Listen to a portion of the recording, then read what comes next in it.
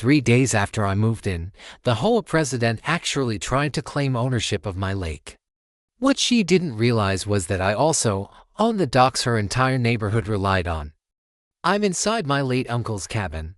They are still heavy with the scent of funeral flowers and old pine, when a pearl-white Escalade grinds up my gravel drive. Out steps a woman in a tennis outfit, clutching a folder like it's sacred scripture. "I'm Belinda Crankshaw, HOA president," she announces, thrusting paperwork into my hands. "This lake is community property. You need to sign over management of the marina immediately." The papers looked crisp and official, but the anxious flicker in her eyes betrayed her. What I didn't know yet was that she was on the edge of financial collapse, and I was the one person who could either expose her or accidentally fuel her scheme. So let me ask, what would you do if someone tried to snatch your inheritance days after a funeral? Drop your whole horror story in the comments and tell me where you're tuning in from. But before I explain how this war began, let me rewind. 6 months earlier, I was Marcus Trenton, 45 years old, divorced, an electrician from Detroit, scraping by in a studio apartment that smelled of instant noodles and regret. My ex-wife got the house, I got the bills, and my future looked about as bright as a blown fuse. Then my great-uncle Silas passed, and everything shifted. Silas was the family recluse for decades, alone on a stunning Michigan lakefront, barely speaking to anyone but filling journals with meticulous notes. His funeral was small, just me and a handful of neighbors sharing whispers about how he kept the vultures at bay. At the lawyer's office, which reeked of stale coffee, I was handed the inheritance papers. 2 acres of prime waterfront, Murdoch, Trenton. You own 400 feet of Lake Winnebago shoreline, including all underwater rights and an 8-slip marina. I didn't know what underwater rights meant, but I knew each slip rented for $200 a month.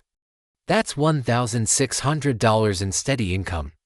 The property itself was breathtaking. Towering pines, a sturdy 1960s cabin, docks built to last, and air so fresh it carried traces of sawdust from Silas's workshop. It felt like a clean slate. Then came Belinda Crankshaw. Only 3 days after the funeral, while I was measuring for new windows, gravel scattered under the tires of that same Escalade. Out stepped Belinda, entitlement radiating from her like heat off asphalt. Designer shades, fake smile sharp enough to cut glass, tennis gear at 10 in the morning. 2 board members followed behind her nervously. "We need to talk about your situation," she said, the word dripping with condescension. She shoved an official-looking folder at me.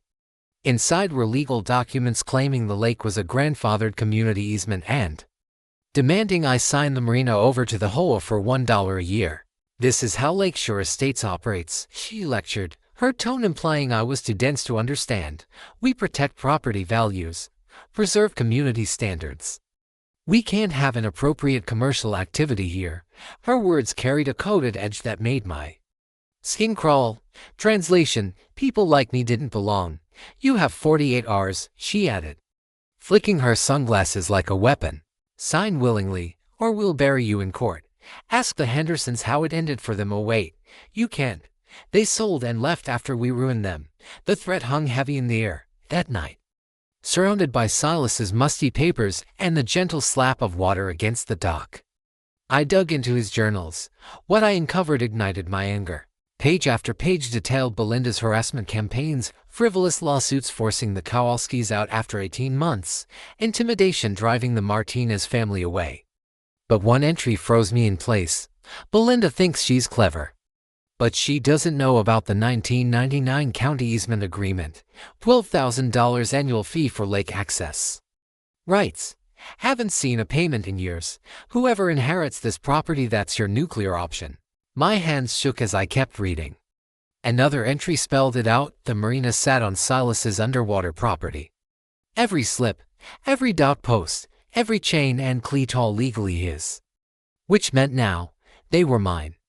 Silas had left me not just land, but ammunition.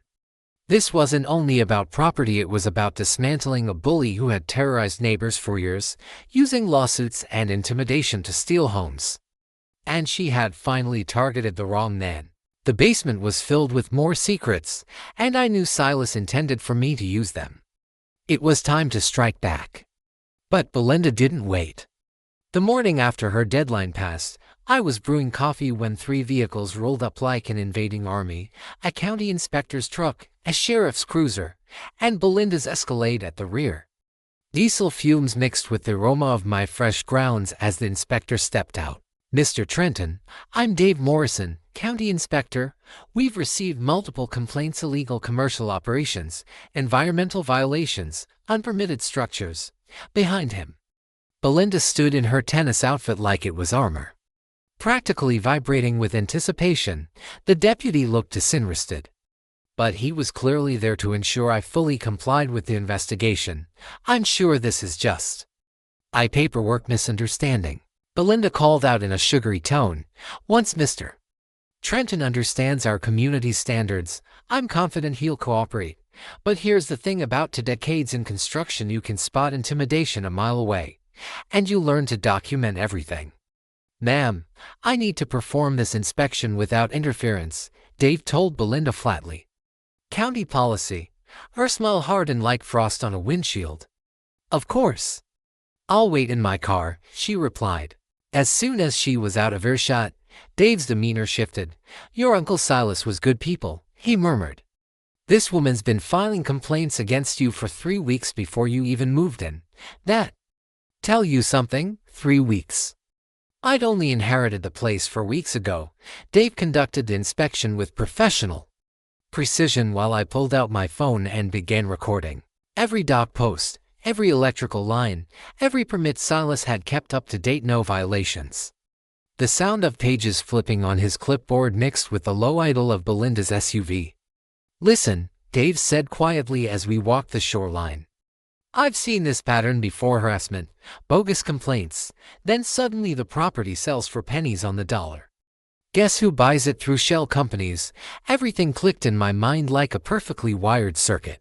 That evening, I didn't just read Silas's files, I photographed every page. The basement filing cabinet smelled of mothballs and stubborn defiance. What I found was a masterclass in documentation. The original 1952 deed was crystal clear. All riparian rights extended to the lake's center line, including the bottom, and all structures built there.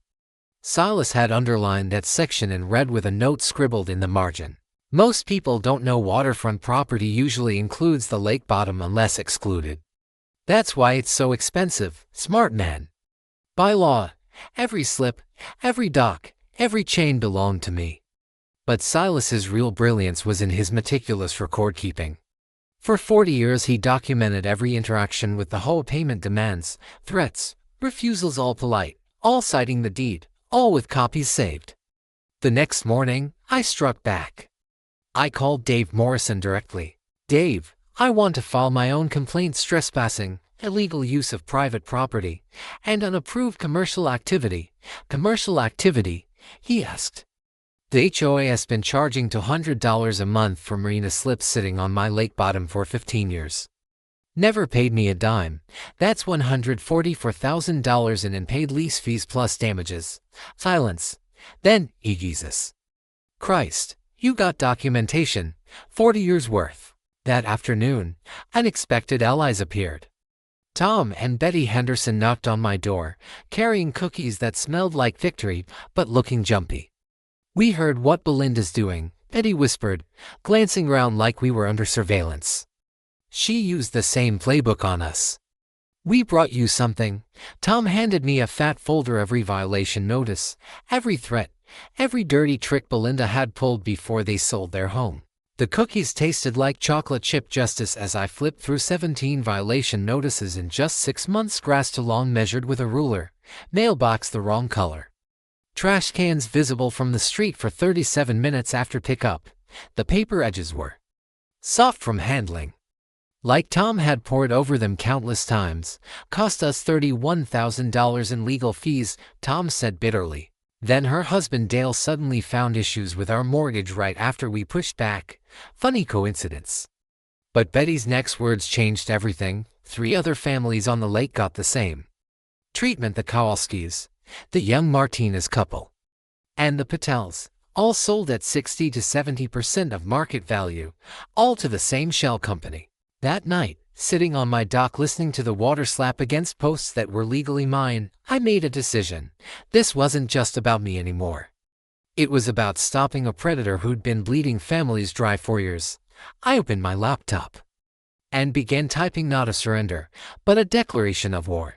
By the next morning, certified letters were already on their way to Belinda's mailbox, formal trespass notices for every boat in her marina, and demands for $50,000 in back rent, and orders to remove all vessels within 30 days. Game on, Queen Belinda. Her response was as fast, vicious, and predictable as I expected.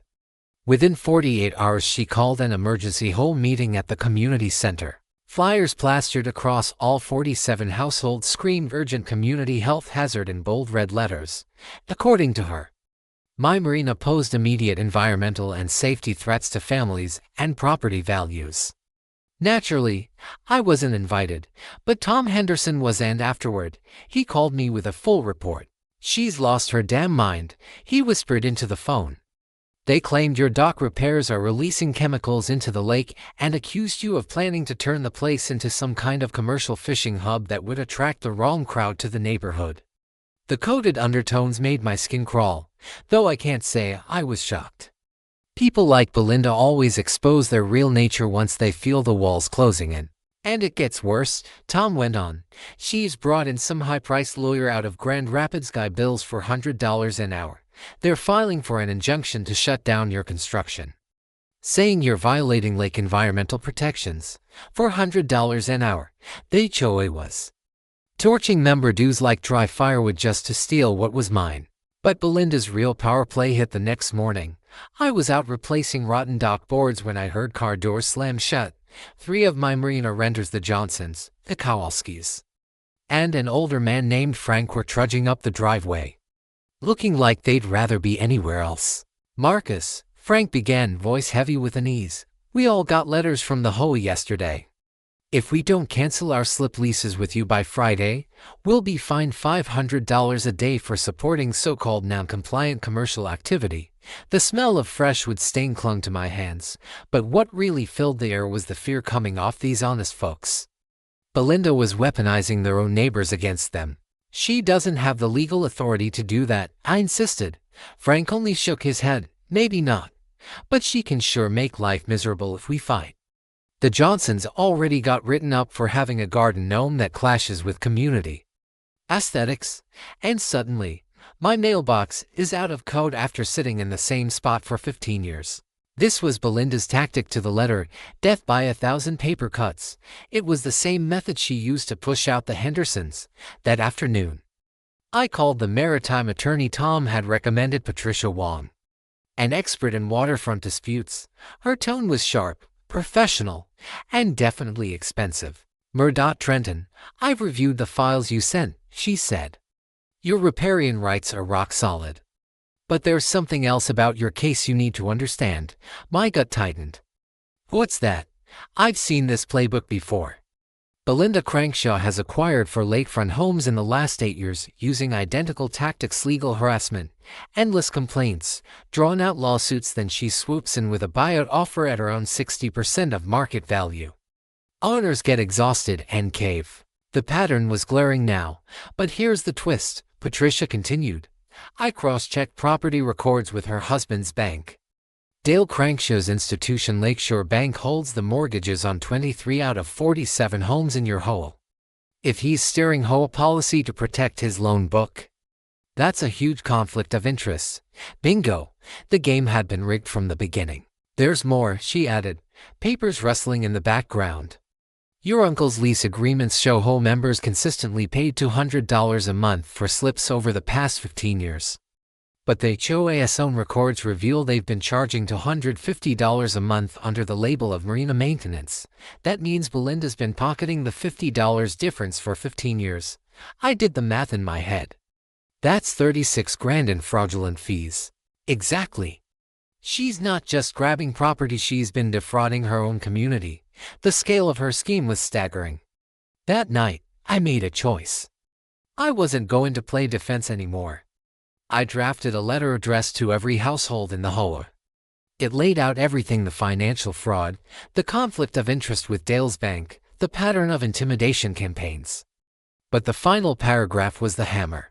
Effective immediately, all marina operations are suspended until the HOA settles its $144,000 debt for unauthorized use of my underwater property. Any boats still docked after 30 days will be treated as abandoned and removed. I sent the letter certified to all 47 addresses. By Thursday morning, my phone was lighting up not with threats, but with desperate pleas. Half the neighborhood docked their boats at my slips, and without access, they had nowhere to go. The best call came from Patricia. "Marcus, I kept digging. That 1999 county agreement your uncle mentioned, I found it.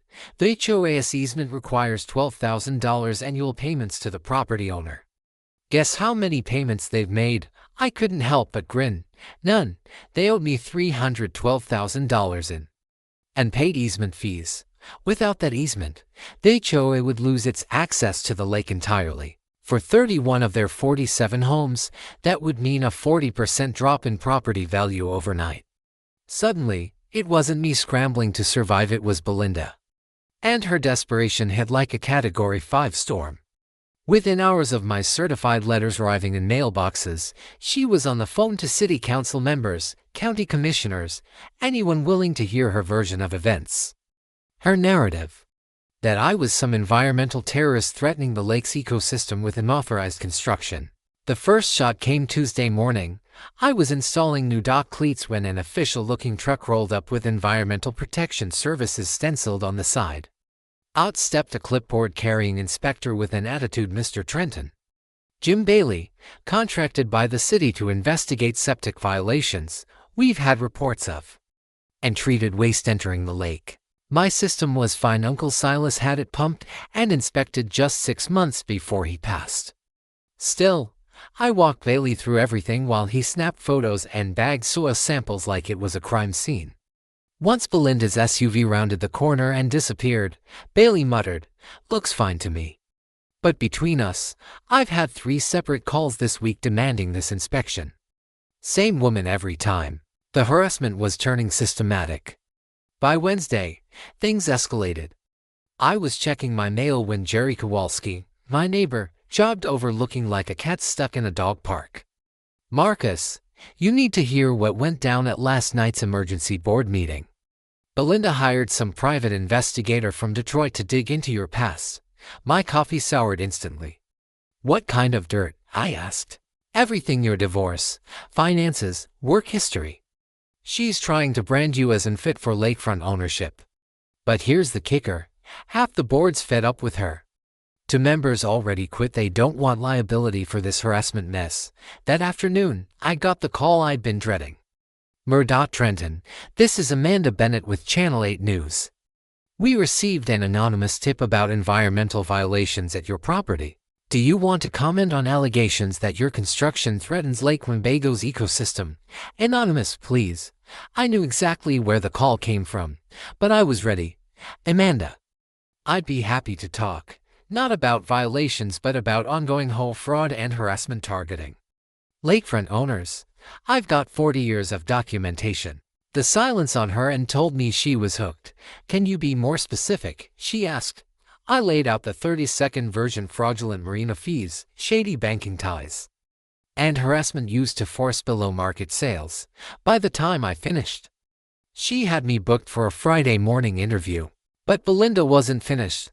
Thursday, she went nuclear. While I was repairing a dock railing, 3 vehicles barreled into my driveway like a convoy: county inspector, sheriff's deputy, and, unbelievably, a man in a hazmat suit claiming to represent the state environmental agency. "Sir, all construction must stop immediately," the hazmat man declared, "pending investigation of possible groundwater contamination." Behind them, Belinda sat smugly in her Escalade, orchestrating the whole show. But Uncle Silas had prepared me well. I pulled out my phone, recorded their faces, badge numbers, and statements. Then dialed Patricia Wong, my attorney, on speaker. "Gentlemen, you're now speaking to my lawyer," I said. "Patricia, they're alleging groundwater contamination." Her voice sliced through their official posturing. "Officers, what specific contaminants are you testing for? What baseline readings exist?" And who filed the complaint? Suddenly, nobody wanted to answer. Turned out Belinda had accused me of dumping chemicals into the lake. Problem was, I'd only used eco-friendly treatments and had receipts to prove it. The contamination charge was fabricated. That evening brought the real breakthrough. Tom Henderson knocked on my door holding a manila folder that reeked of vindication. "Betty and I have been digging," he said, laying out deeds, sale records, and corporate filings. Remember the families Belinda forced out? We contacted them all. Spread across my kitchen table was proof every harassed property had been funneled into one shell company, Lakeshore Development LLC. "Guess who the managing member is?" Tom asked. I didn't need to guess. Belinda and her husband Dale had been using inflated appraisals and shady mortgages to buy out owners for 8 years. This wasn't harassment, it was organized theft on a massive scale. That night, I sat on my dock, the moonlight scattering across the lake like silver coins, realizing it wasn't about my fight anymore. It was about justice for every family Belinda destroyed, every neighbor she bullied, every voice she silenced. Tomorrow, I'd hand Channel 8 enough ammo to blow her operation wide open. But Friday morning changed everything. While organizing Uncle Silas's papers for the interview, I discovered a thick manila envelope hidden behind the filing cabinet. On the front, in Silas's familiar handwriting, were the words, "For my arrow when the vultures circle." Inside was a 1999 agreement between Silas Trenton and Lakeshore County, easement agreement for lakefront development access. My hands trembled as I read. The county had needed lake access for the subdivision's approval. Without it, those 47 families couldn't have built. Silas granted permanent lake rights, but only on one condition: an annual payment of $12,000 to the property owner. $12,000 a year. Every year. For 26 years. Here's the twist: the payment schedule stapled to the contract showed the HOA hadn't paid a dime since 2017. That left them 8 years behind, $96,000 in overdue fees, plus compounded interest at 8% a year. The balance now stood at $147,000. Uncle Silas had even scrawled a note in the margin: "They quit paying when they figured I was too old and sick to fight back." Joke's on them. I kept every record. The easement had a strict condition: if payments were missed for more than 12 months, it automatically expired. Without it, 31 out of 47 homes would lose 40% of their value overnight. That's a collective $2.3 million gone. No wonder Belinda was frantic. Leaning back in Uncle Silas's squeaky chair, I felt the truth slam into me like a sledgehammer. This wasn't about boat slips or dock space, it was about the economic foundation of the entire neighborhood. Without the easement, the HOA legally had no right to the lake. No boating, no fishing, no swimming. The lakefront homes would instantly become nothing more than houses with a view. Then came the real bombshell: Silas's final handwritten note: "Check the county recorder's office. Belinda knows about this agreement. She's known for years. That's why she's been trying to push you out. If she takes your land, the easement disappears forever." As if on cue, my phone buzzed. Patricia Wong had texted, "Found something big about your HOA president. Can you meet today?" I immediately called her. "Patricia, I just found the 1999 easement agreement. They owe me $147,000 in back payments." There was a pause before she swore under her breath, "Jesus, Marcus, that explains everything." "What do you mean?" I asked. "I spent yesterday combing through property records," she said. "Belinda didn't just snap up those other lakefront lots with shell companies. She targeted them specifically because each one had similar easement clauses. By buying them out, she erased the claims. It's a pattern. She's been running a calculated real estate fraud scheme to strip away every possible challenge to HOA control of the lake." Then she dropped another bomb. "I also found the original county planning documents from '99. The whole Lakeshore Estate subdivision only got approved because of your uncle's easement. Without it, the county never would have greenlit 47 homes on what was essentially landlocked property." The implications hit hard. If I revoked the easement, 31 houses would lose their lake access overnight. Property values would tank. Mortgages would collapse. And Dale's bank, the same one propping up Belinda's schemes, would take a massive hit on its portfolio. No wonder they were desperate. I stared out at the lake, watching boats tied up along docks, their owners completely oblivious to the truth. Their president had been lying to them about the very foundation of their community. Silas hadn't just left me a cabin, he'd left me a nuclear weapon, and Belinda had forced my hand. By then, my kitchen table looked like a war room covered in deeds, surveys, legal paperwork, and my laptop replaying the Channel 8 interview from that morning. The headline was already spreading: HOA President's multi-million-dollar property scam exposed. But I knew better than to celebrate early. Cornered predators are dangerous. And Belinda was about to prove just how dangerous she could be. Patricia was the first to arrive, briefcase in hand, expensive enough to pay for a small car. "Marcus, we need to talk strategy. That easement is your trump card, but play it wrong and it could backfire badly." Soon Tom and Betty Henderson arrived, then Jerry Kowalski, and even 3 neighbors I barely knew. Word was spreading. The sensible folks were starting to take sides. Jerry set down a box of donuts that smelled like victory. "Belinda's panicking. She's called another emergency board meeting tonight. Word is she wants to slap every household with a $3,000 special assessment to fight you in court on top of the legal bills he's already drained from them. In other words, she was bankrupting her own neighbors just to cover her tracks."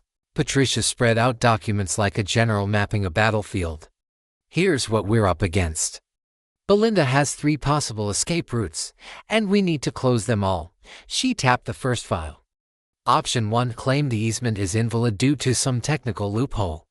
She'll hire experts to argue the county never had the authority to grant it in '99. It's flimsy, but it buys her time, and during that delay, she keeps milking marina fees and squeezing families to sell. Betty leaned forward, eyes flashing. "What's option 2? Eminent domain," Patricia said flatly. "She could lobby the county to declare your property essential to community welfare. That would let them force a sale below market value. It's unlikely, but with Dale's banking ties, political pressure isn't impossible." Then came the darkest path. Patricia's tone hardened. "Option 3: destroy you personally. Character assassination, false police reports, planted evidence, anything to brand you as unstable, unreliable, and fit for lakefront ownership." Tom's jaw tightened. "She tried that with us. Suddenly we were the problem neighbors. Suddenly inspectors found violations we'd never had before. When they want dirt, they'll invent it." Patricia's next words shifted the entire battlefield. "But yesterday I dug into similar cases and uncovered something Belinda doesn't know. There's a federal statute, the Real Estate Settlement Procedures Act, that makes it a felony to run coordinated harassment campaigns to manipulate property values. This isn't just a civil fight anymore. Federal charges and prison time are on the table." The room fell silent except for the refrigerator's hum and the faint slap of boats on the water. "How do we prove systematic harassment?" I asked. Jerry shot his hand up like a school kid.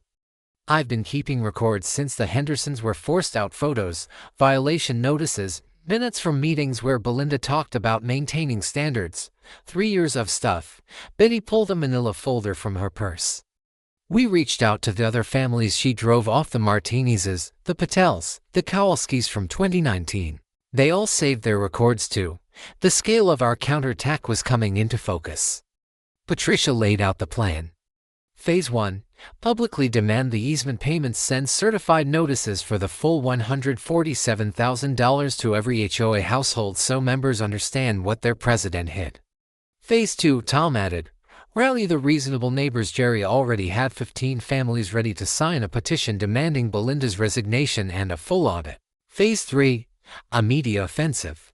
That Channel 8 piece was only the start, Patricia said. I've got contacts at the Detroit Free Press and a producer at 60 Minutes who handles real estate fraud. Then Rebecca Marsh, the elementary school teacher 3 houses down who'd been listening quietly, offered a tactical idea: flip Belinda's own tactics back at her. Pack the next whole meeting with supporters and demand answers about the missing payments.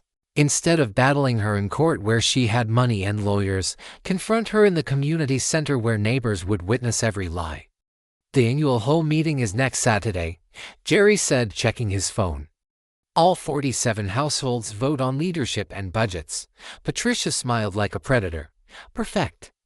By then we'll have federal complaints filed, payment demands delivered, and neighbors informed about how much Belinda's been costing them. I glanced around at these people who'd become allies in a fight I never wanted. Tomorrow we'd start tearing her empire down, document by document. Tonight, we'd enjoy plotting her downfall. Belinda's retaliation was fast, brutal, and illegal. Sunday night I was working through legal files when heavy equipment rumbled outside. From my window I watched a construction truck dump concrete rubble and rusted rebar at the shoreline's edge. Close enough to suggest it was mine, just technically on the county right-of-way. By Monday morning someone had spray-painted community property across 3 sections of my dock in dripping red lead. As fresh paint, lake air. And mounting fury documented on my phone. Then Belinda pulled her nastiest move, Tuesday afternoon. While I pressure washed the vandalism, Sheriff Deputy Martinez pulled in looking mortified. Behind him sat Belinda's Escalade like a vulture. Mr. Trenton, I hate to do this, but we received 3 separate reports yesterday alleging you threatened HOA board members with physical violence. He said. My washer choked to a stop. 3 reports, Mrs. Crankshaw, board member Dale Hutchkins, and someone named Patricia Kowalski claiming I'd shown up at her house Saturday night making terroristic threats. The absurdity hit me. Deputy, I was at my lawyer's office until 9, then home watching Netflix. I've got receipts and streaming logs. Martinez nodded. Figured as much. Still have to file the report. Maybe install security cameras for your safety. The signal was clear. Belinda had escalated to planting criminal accusations. That evening Patricia called with news that made my chest spike. Marcus, I got a tip from someone at the inspector's office. Belinda tried to bribe Jim Bailey, offered him $2,000 to find environmental violations on your property. Did he record it? Even better, he went straight to his supervisor and submitted a formal complaint. But here's the terrifying part. She didn't stop there. She also tried to bribe the septic inspector, the electrical inspector, and even someone from the fire marshal's office. She's attempting to buy violations outright. The level of corruption was staggering, but it also gave us leverage. Then Wednesday delivered a fresh nightmare. At 6:00 a.m., Tom Henderson called, his voice shaking with fury. Marcus, someone broke into our mailbox last night. 3 weeks of mail gone, including our social security checks and Betty's medical paperwork. We found it all dumped in a ditch near Belinda's house. Mail theft now, that's a federal crime. She was getting reckless enough to risk serious prison time. But the real hit came Thursday morning when I got the call I've been dreading. Mr. Trenton, this is Sandra Willis from the Michigan Department of Natural Resources. We've received reports claiming your construction work has disturbed protected wildlife nesting grounds. We need to do an immediate site inspection. I grabbed my documentation folder and met her down at the dock. Sandra was professional, thorough, and visibly irritated that her time was being wasted. After 2 hours of testing soil samples, photographing everything, and combing through my property, she finally gave her verdict to Mr. Trenton. Your improvements are actually benefiting the lake's ecosystem. Whoever filed this complaint either doesn't understand environmental science or is deliberately wasting state resources. As she packed up, Sandra leaned in and lowered her voice. Off the record, I've gotten 4 complaints about your property in just 2 weeks. Same person every time. The accusations are becoming more hysterical. Someone's going out of their way to manufacture problems that don't exist. That afternoon, Jerry Kowalski jogged over, breathless, with intel that shifted everything. Emergency whole board meeting last night, he said. Belinda proposed hiring private security to patrol the neighborhood and document violations. Translation, she wants to pay guys to spy on you round the clock. Her paranoia had crossed into full-blown obsession. But then came a silver lining. 3 more board members just quit, Jerry added. They're terrified of being held personally liable in harassment lawsuits. The board's down to Belinda, her husband Dale, and one other guy who, by the way, owes Dale's bank about $50,000 on his mortgage. The empire was collapsing from the inside. By Friday, it was our turn to strike back. I spent the morning installing a high-end security system, 8 cameras covering every inch of my property, motion sensors, and cloud storage feeding directly to Patricia's law office. But the real win came when Rebecca Marsh knocked on my door, manila folder in hand, grinning like she'd just hit the jackpot. "Marcus, you're not going to believe this," she said. "I teach Dale's daughter, Emma, in my 4th grade class, yesterday." Emma asked why her dad was so worried about the lake man and mentioned hearing her parents argue about the money they owe and what'll happen if people find out. "Kids hear everything, Marcus. And they don't forget."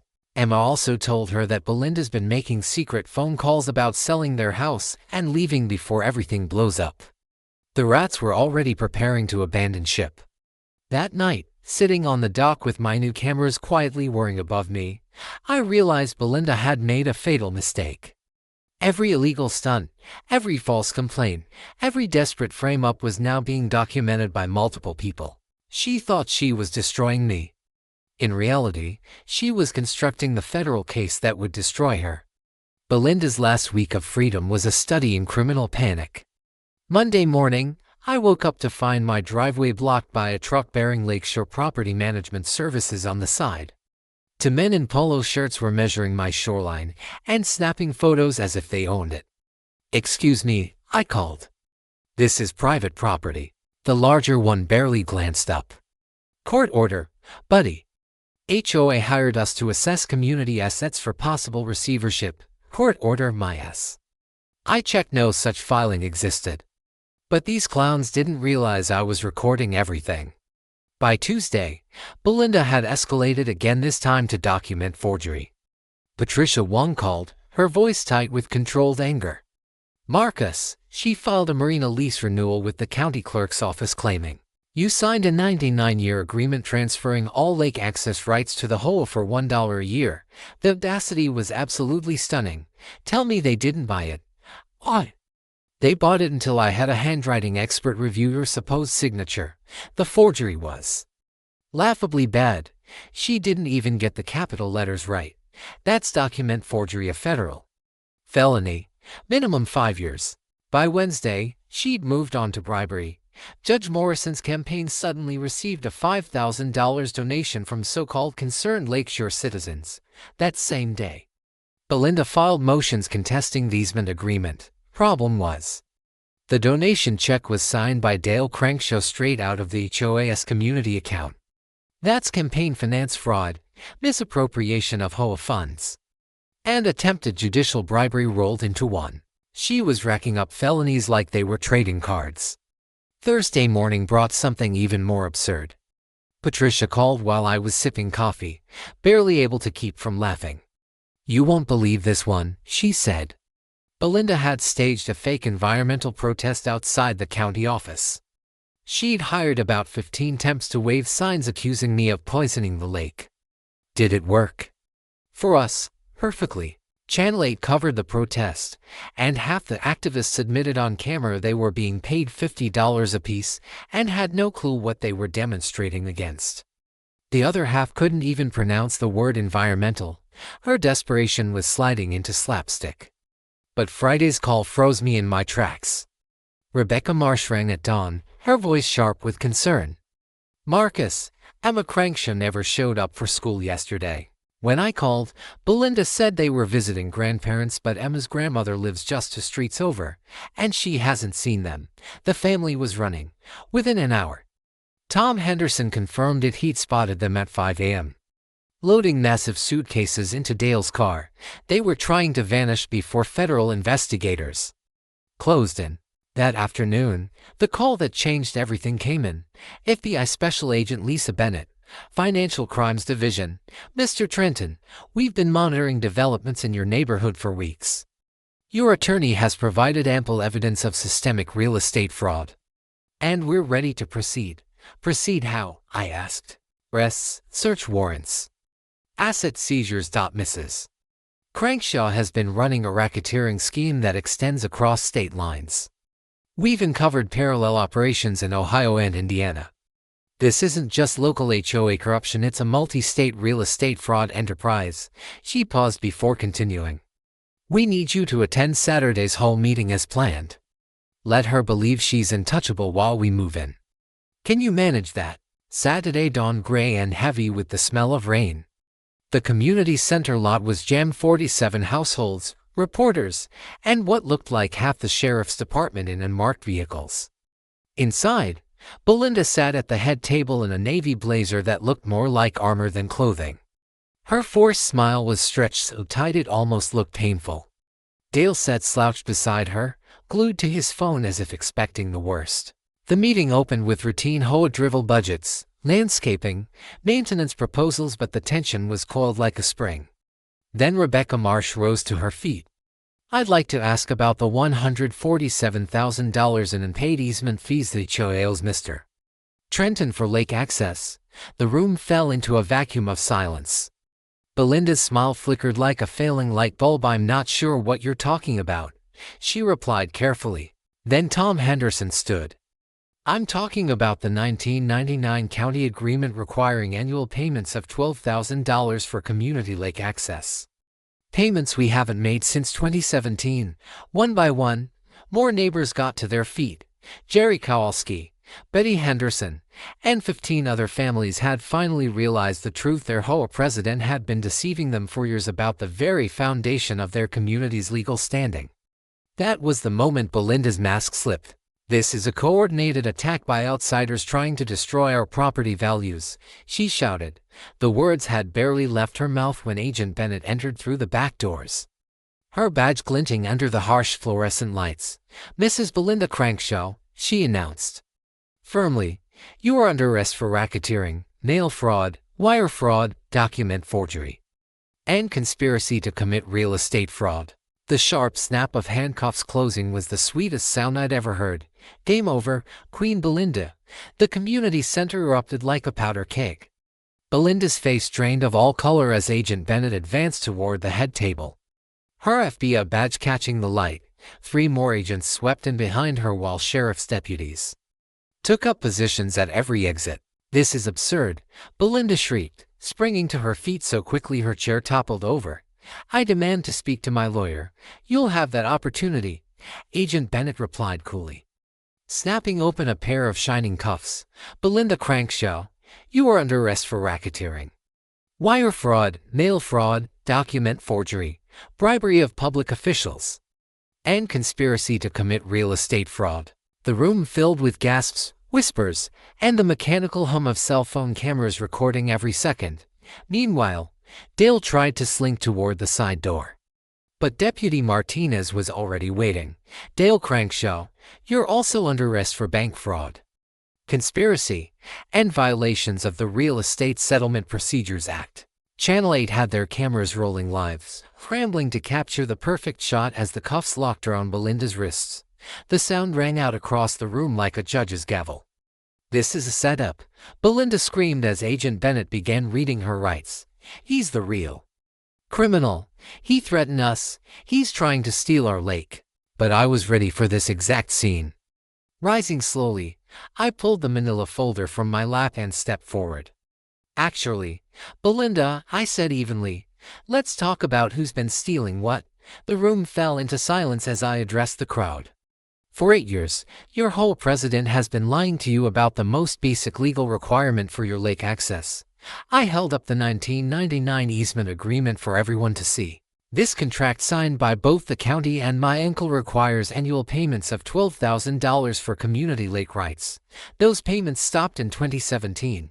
Without them, 31 of your homes lose access to the water entirely. Uneasy murmurs rippled through the room.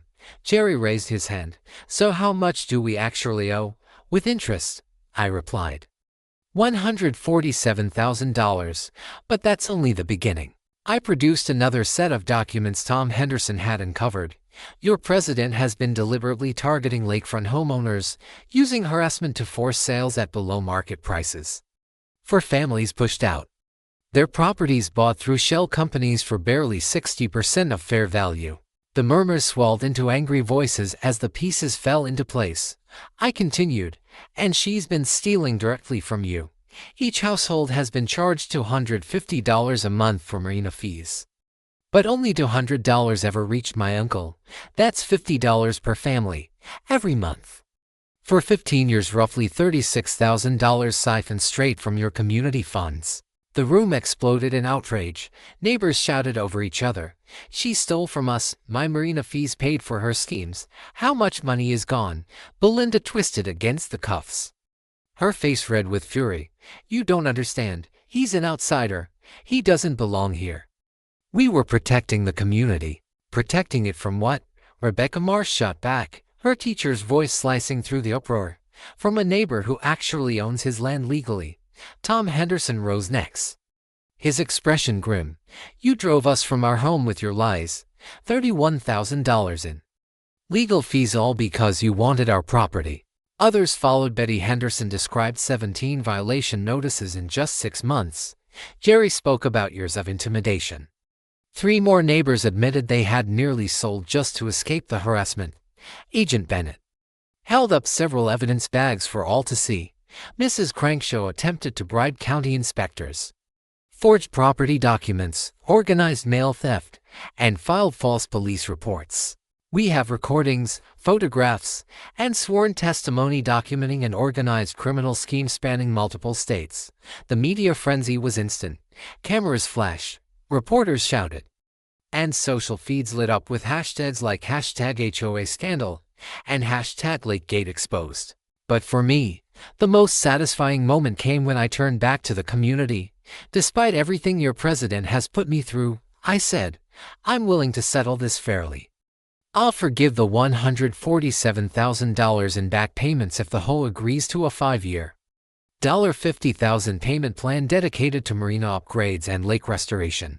The collective sigh of relief was unmistakable. I'll also guarantee continued community access to the lake at fair rates, create a resident-run marina management committee, and make sure operations remain fully transparent from here on out.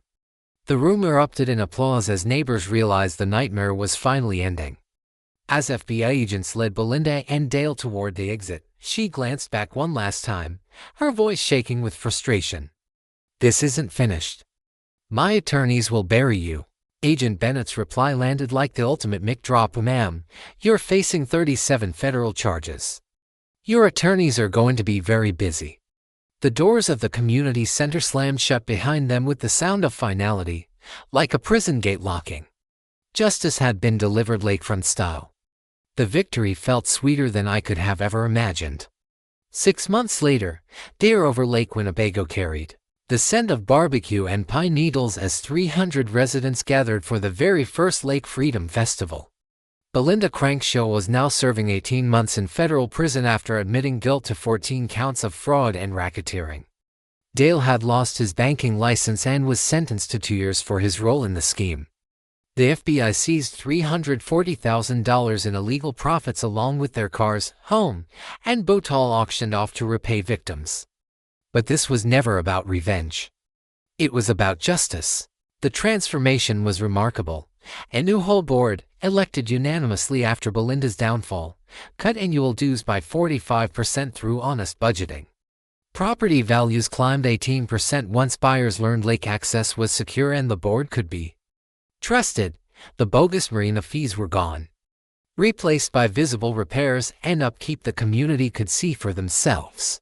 Marcus, you've got to check this out, Rebecca Marsh said, jogging over with her teacher's smile glowing like sunshine.